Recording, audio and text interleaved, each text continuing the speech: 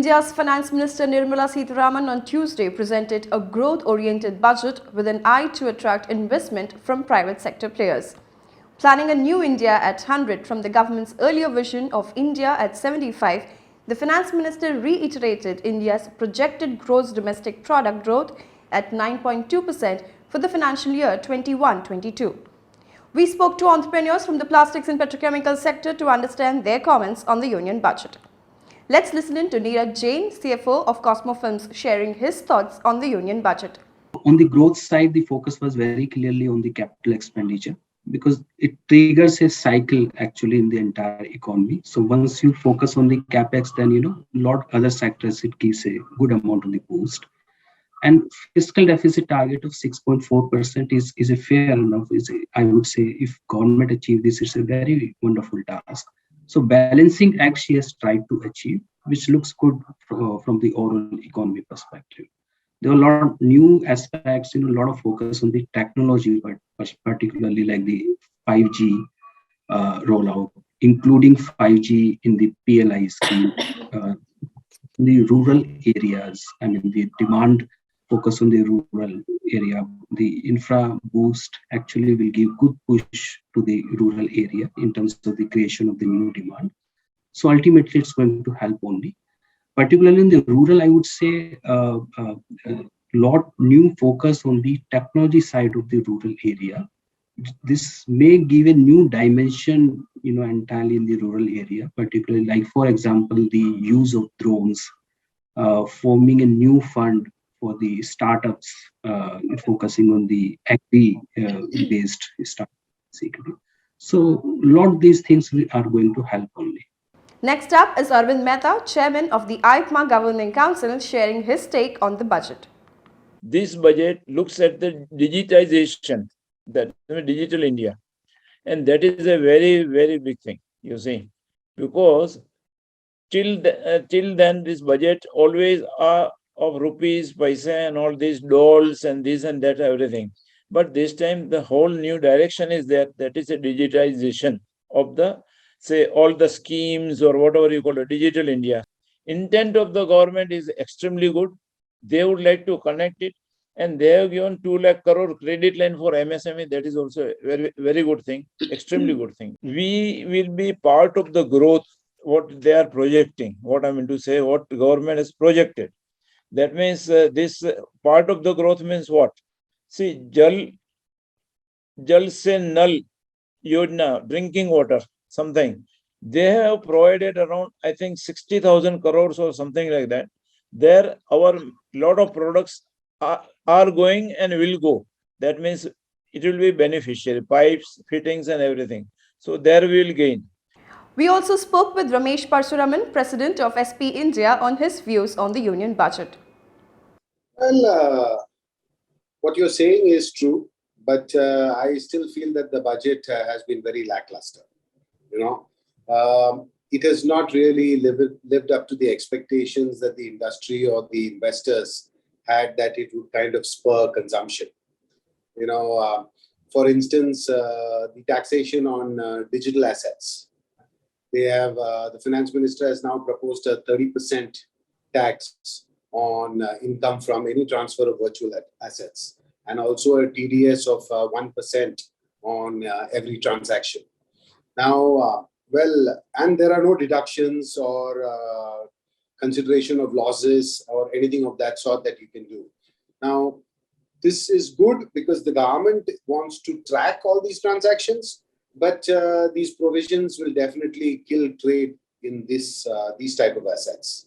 Okay, and the FMCG industry data had also suggested that there was a decline in rural consumption.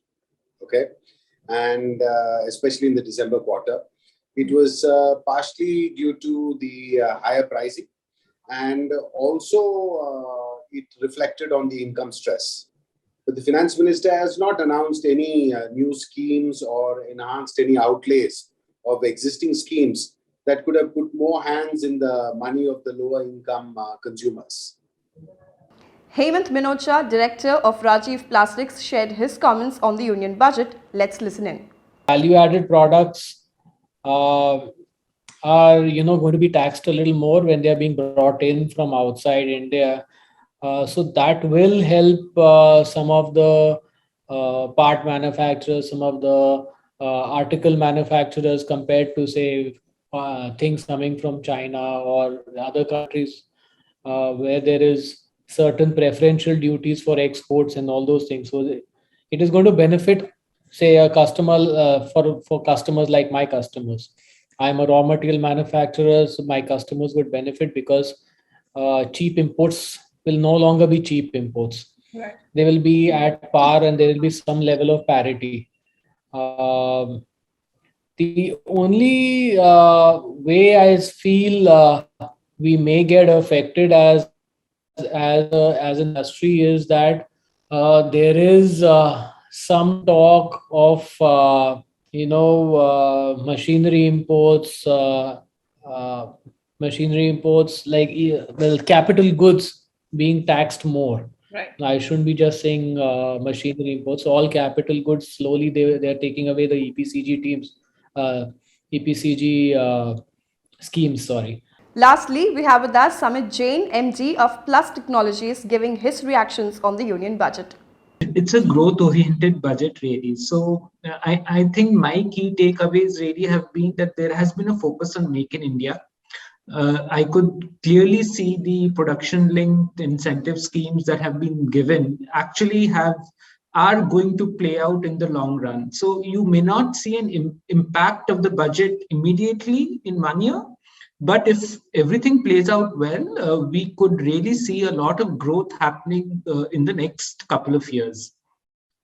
Another key takeaway for me really was that as a country, I think the finance minister has reinforced that we will go digital. There has been the introduction of the digital rupee based on the blockchain technology. So it sends the message to everybody in India and the world to a larger extent that we are at the forefront of the digital revolution, and we will have, I'm sure, regulations in place. In fact, the inclusion that the budget talks about, that is, at the rural level, they have committed that there will be fiber optic cables to the last mile village.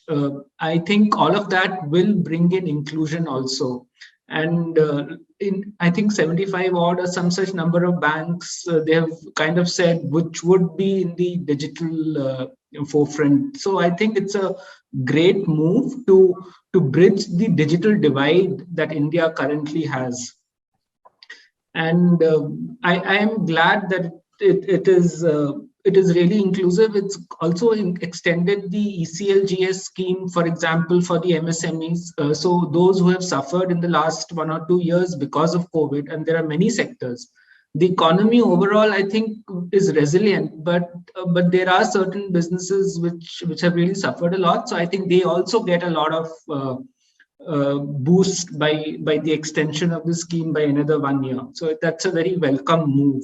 And there are several such prudent initiatives that they have taken for the MSMEs. So overall, I think it's not just, as you mentioned, the ease of tax compliance and simplification, but the focus has remained on what really matters. The prima facie focus is to keep the growth trajectory on and to create more jobs. For more updates on the plastics and petrochemical sector, stay tuned to Polymer Update. I am Pratiksha Jaipal. Many thanks for watching.